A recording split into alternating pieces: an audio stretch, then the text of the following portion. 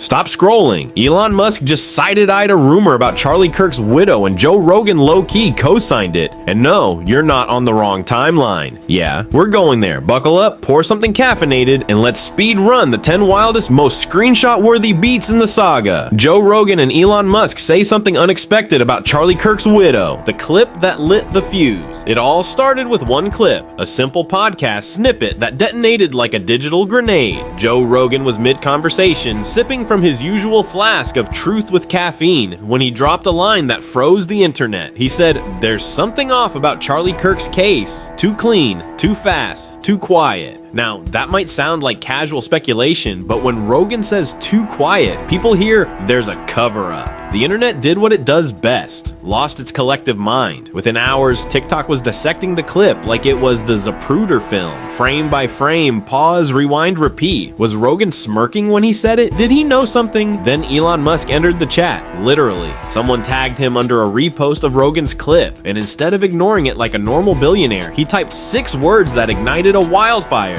The truth cannot be hidden forever. That's it, 6 words. And suddenly, the conspiracy floodgates burst open. People started connecting dots that might not even exist. Rogan, Elon, Candace Owens, Charlie Kirk's widow, like a political soap opera written by a caffeine-fueled Reddit forum. News anchors pretended not to care while secretly refreshing their feeds every 5 minutes. Podcasters started recording emergency live streams like it was the second coming of Watergate. And on X, you know, the platform formerly known as Twitter, or as Elon calls it, my favorite playground, hashtags like #RoganKnows and #Musk warning shot to the top trends. Comment sections turned into digital war zones. Half the internet claimed Rogan and Musk were signaling something the public wasn't supposed to know. The other half said it was all clickbait. 2 rich guys trolling the algorithm. Either way, the engagement numbers skyrocketed faster than Dogecoin in 2021. And here's the kicker. Every time someone tried to debunk it, the clip got even more views. Like an internet hydra, cut one head off and 3 new uploads popped up. But what if I told you that one viral clip wasn't the whole story? Because what came next? The texts took the firestorm from viral gossip to full-blown digital conspiracy. The decoy who stole the spotlight. Just when everyone thought they had the story straight, boom, enter the decoy. Yeah, the random older guy who appeared at the scene like a badly timed extra in a political thriller. The man didn't just show up, he performed. The moment chaos hit, he allegedly yelled, I did it," and then, for reasons nobody can quite explain, took his pants down. You can't make this up. It's like if a Where's Waldo character suddenly decided to join a Netflix true crime docuseries. Now here's where things get weird, because every time someone tried to write him off as a lunatic, the internet started connecting dots like a caffeine-addicted detective. Turns out this same guy was reportedly spotted at multiple national tragedies, 9/11s, Boston Marathon bombing, and even another unrelated hoax call at a political rally. The odds of that? Statistically smaller than Hunter Biden trending for something normal. And then came the twist no one saw coming. Within hours of his chaotic outburst, the man was arrested on child porn charges, right after the incident. Now, that doesn't just raise eyebrows, it raises entire foreheads. Why so fast? Why those charges? And why does every convenient character in a political mystery end up unavailable for comment? Because that arrest meant one thing: no interviews, no follow-ups, no answers, just silence. And online, silence equals suspicion. Commentators went into overdrive. Some claimed he was a mentally unstable bystander who happened to melt down at the worst possible moment. Others, including several big-name podcasters, suggested something darker, that the decoy was a plant, a literal distraction meant to shift focus from whoever was really behind the chaos. It's the oldest trick in the disinformation playbook. Toss a wild distraction into the frame and let the media chase the shiny object while the real story slips out the back door. One meme nailed it perfectly. While you were watching Pants Down Guy, the real shooter walked away. And whether you believe that or not, the optics were catastrophic. The mainstream outlets clipped the scene, looped it, mocked it, and by the time they were done, the actual investigation had vanished into algorithmic fog. But here's the real kicker. When online sleuths started digging through old footage, they claimed to spot the same man lurking near at least 2 previous events. Coincidence? Or a professional distraction artist straight out of a conspiracy screenplay? Either way, this so-called decoy stole the spotlight and maybe, just maybe, stole the truth along with it. But if you thought that was bizarre, wait until you see what happened next, because next fact takes us into the eerie calm that followed. followed when everyone went quiet, almost too quiet. And that's where the real storm started brewing, the rifle rabbit hole. So picture this, the story's already a circus. Then someone zooms in on the gun, because in every scandal, there's always a smoking gun. Except this time, the smoke came with plot holes bigger than the barrel itself. According to the official story, the weapon used was his grandfather's century-old rifle,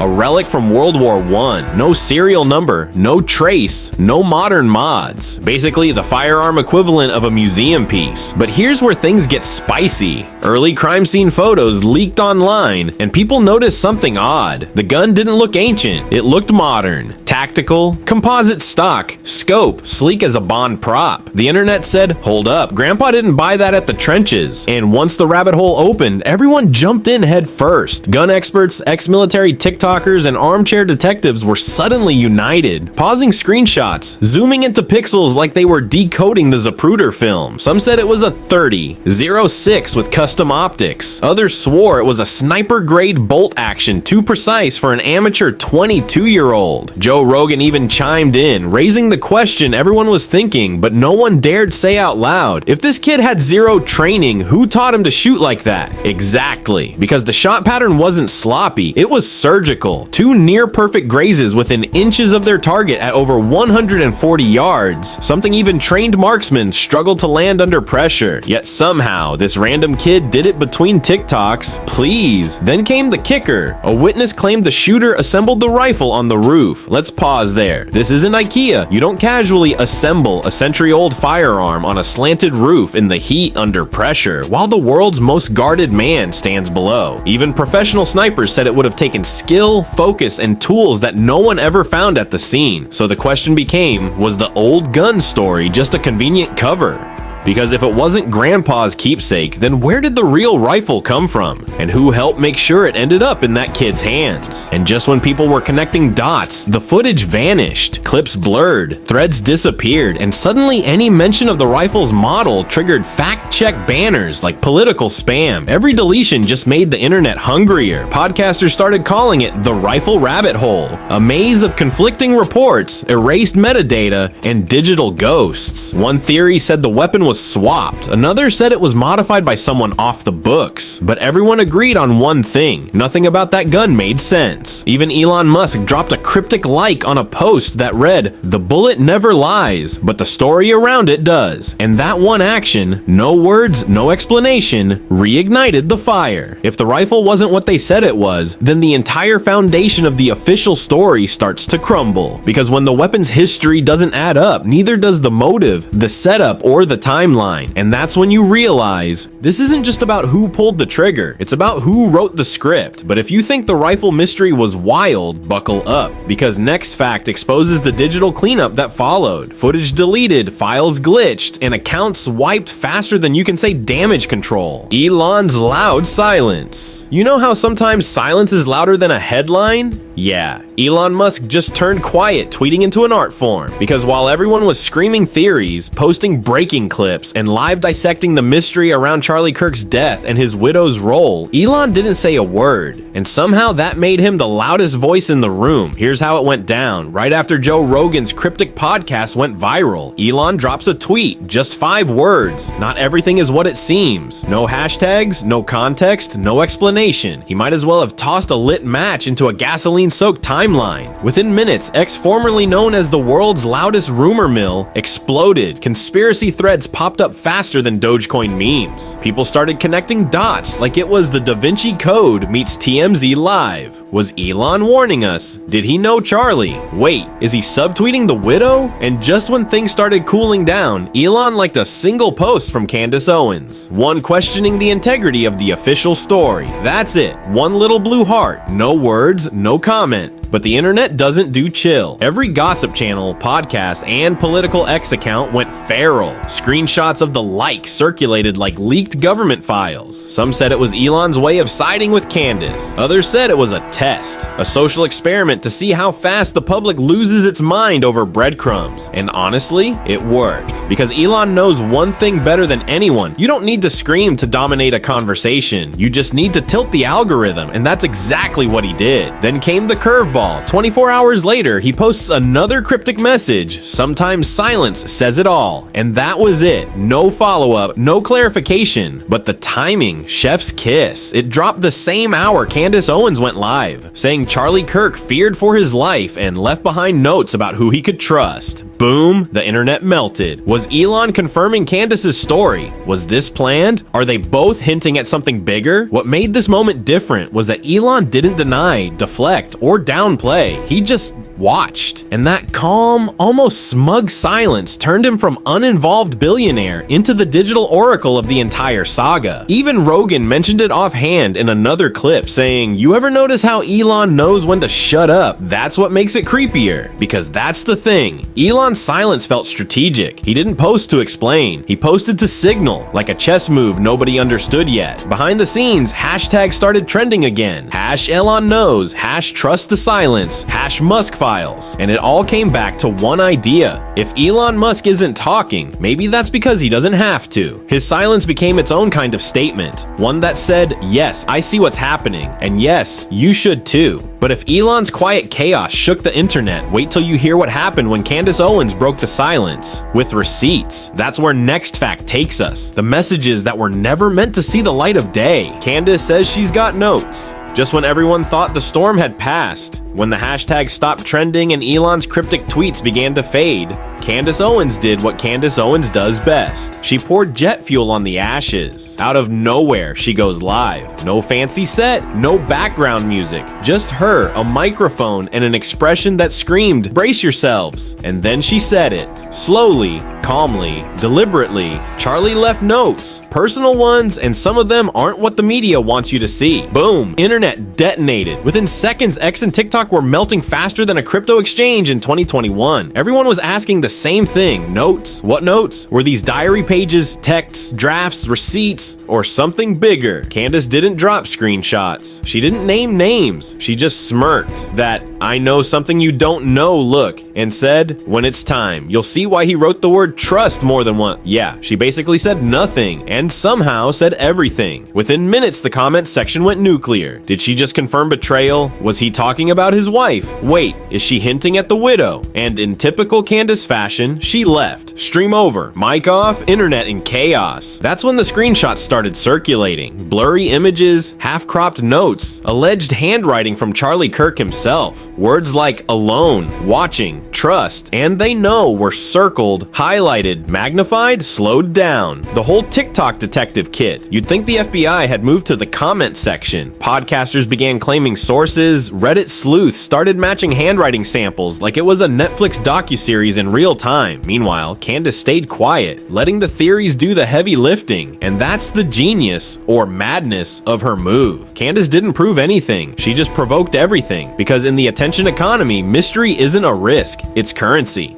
Then came her next bombshell. Some of these notes are about people pretending to be allies. That line alone launched 10,000 thumbnails. You could practically hear YouTube creators screaming, "Upload, upload." And right when the speculation reached boiling point, Elon Musk liked another post. A meme, this time, black background, white text. The truth always leaves crumbs. You could almost hear the collective gasp of the internet. Was he backing her again? Was this coordinated, or was Elon just trolling like usual? Either way, the conversation shifted fast. No longer about whether Candace had notes, but about what she planned to do with them. Release them? Sell them? Use them? Every possibility was a headline waiting to happen. And then she posted a single word. Soon. Yeah, soon. Just that. And the internet collectively lost its mind. Now everyone's waiting for the drop. The supposed release of these mystery notes. And whether they're real, redacted, or reverse engineered, one thing's certain. Candace Owens knows how to hold an audience hostage with suspense. But here's the twist. If Candace truly has Charlie's final words, then someone else might want to make sure those words never see the light of day. Which brings us to next fact, the widow's response, and the fallout that nobody saw coming. The widow question, careful now. This is where the internet stopped investigating and started interrogating. When Candace Owens Owens dropped the cryptic "trust" line, the crowd didn't wait for evidence. They built their own. Suddenly, Charlie's widow became the focus of a storm made from speculation, not facts. Grief got turned into a viral genre. TikTok sleuths were decoding her facial expressions, YouTubers were breaking down her body language like it was a court exhibit. And yet, for all the noise, not a single piece of verified evidence surfaced. Three things kept the chaos alive. 1. The vacuum effect. The silence from key players created space, and the internet hates empty space, so it filled it with theories. 2. The trust trigger. Candace's line didn't name anyone, but it didn't have to. A whisper was enough to launch 1,000 conclusions. 3. Parasocial proximity. Millions of strangers felt close to the story through clips and streams, mistaking participation for proof. But here's the reality check. Grief isn't a live stream, and composure isn't confession. Reading guilt into calmness might rack up clicks, but it doesn't uncover truth. The real story isn't about a widow's silence. It's about how fast the internet turns pain into plot twists. The responsible move? Stick to the facts. Name the pressure, not a villain. And remember that empathy doesn't trend as fast as conspiracy, because in the end, turning a grieving woman into a headline says more about us than it does about her. And just when you thought the speculation had peaked,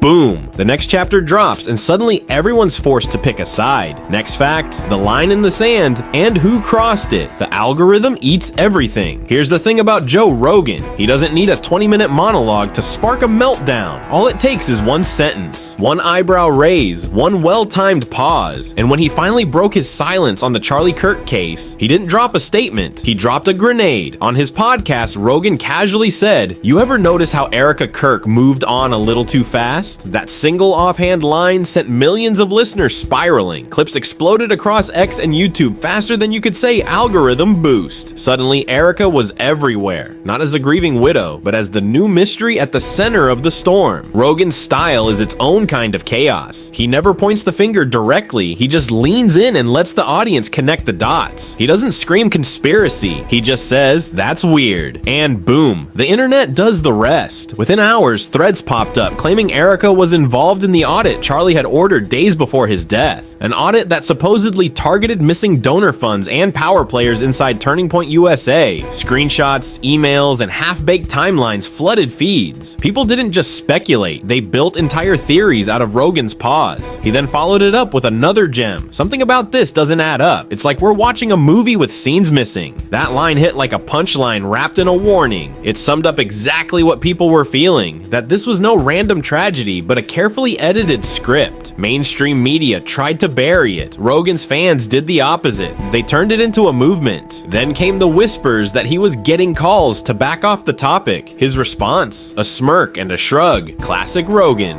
Minimal words, maximum damage. But if Joe Rogan was the match that lit the room, the next person we're talking about brought the gasoline. Because after his comments went viral, someone else decided to double down and drop receipts that shook every corner of the internet. Get ready for next fact when the screenshots hit the fan. The algorithm eats everything. The internet doesn't just remember anymore, it feeds. The moment Joe Rogan and Elon Musk's names got tied to Charlie Kirk's widow, the algorithm smelled chaos and went all-you-can-eat buffet mode. It didn't wait for facts. It wanted feelings, outrage, grief, curiosity, anything that could stop your thumb mid-scroll. Within hours, half-baked clips and twisted headlines flooded every feed. Elon warned Charlie. Rogan knows the widow's secret. Candace has proof. Proof optional, keywords mandatory. Say Elon, widow, and truth in the same breath. Boom, instant virality. The algorithm didn't care who was right. It cared who was loudest. Candace's clips got chopped, remixed, deepfaked, and memed until no one remembered what was real anymore. Even Elon's likes were treated like clues in a digital murder mystery. By day 3, the story had mutated beyond recognition. A Frankenstein's monster of thumbnails, theories, and fake DMs. The truth wasn't trending, emotion was, because in the modern media battlefield, attention is currency, and chaos is the investment strategy. The algorithm doesn't pick sides, it just rewards whoever screams the loudest. So when the outrage hit critical mass, one question cut through the noise. What if the confusion wasn't a bug, but the feature? Because next we're diving into the moment chaos turned tactical, when clicks became weapons and the so-called truth tellers found themselves playing someone else's game. Culture crashed. crash test. The internet didn't just react, it collided. Once Rogan, Elon, and Candace started orbiting the same controversy, culture itself became the crash test dummy. Two sides, one wreck. On one lane, the believers, screenshot warriors, decoding silence, convinced Candace was Neo unplugging the Matrix. On the other, the debunkers, smug, sarcastic, dropping context threads longer than a Netflix contract. Each side claimed truth. Neither realized they were actors in the same simulation. By midweek, it wasn't even about Charlie Kirk anymore. It was about us. How easily we turn outrage into identity and confusion into content. Every pause from Rogan became a cover-up.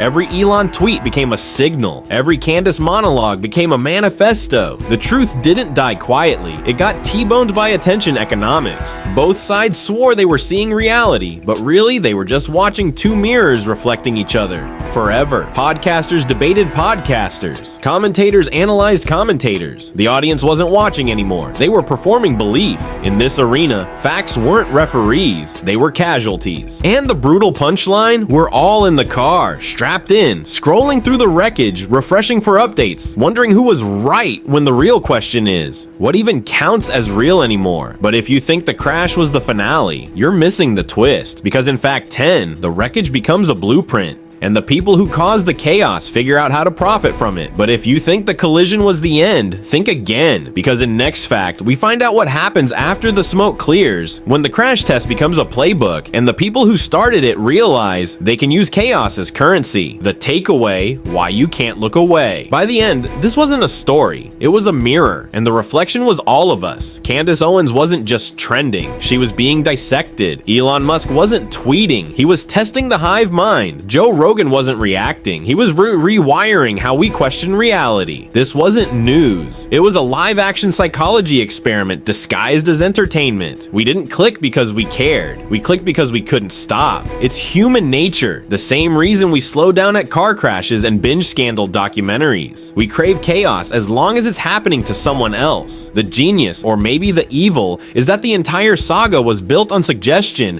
not information. Candace says, I have notes. Elon tweets, silence says it all. Rogan pauses for 3 seconds, and the internet fills those seconds with 300 theories. That's not communication, that's psychological bait. It's modern mythology on Wi-Fi. The ancient storytellers had fire pits. We have live streams, algorithms, and TikTok edits. We don't chase truth anymore, we chase momentum. Every mystery needs a sequel, every silence needs a spin. It's dopamine dressed up as journalism, and the ultimate twist, it doesn't even matter who's right. Whether you think Candace is a prophet or a chaos artist, Elon a meme lord or a mastermind, or Rogan a philosopher or an amplifier, the algorithm already won. It learned exactly what makes us stay: curiosity, outrage, and just enough confusion to keep us scrolling. That's the real moral of the story. Truth isn't the ending anymore, it's the product. Attention is the currency, mystery is the marketing, and we're all still subscribed. So when the next exclusive, warning, or silence that says everything drops, don't act surprised when you're already watching, because in 2025, the truth doesn't close the show, it keeps it running. So the next time you see a cryptic tweet, a leaked note, or a viral podcast clip that feels too perfectly mysterious, ask yourself, are you uncovering the truth, or are you just another test subject in the world's biggest culture experiment? Either way, don't scroll too fast, because the next revelation might already be in your feed.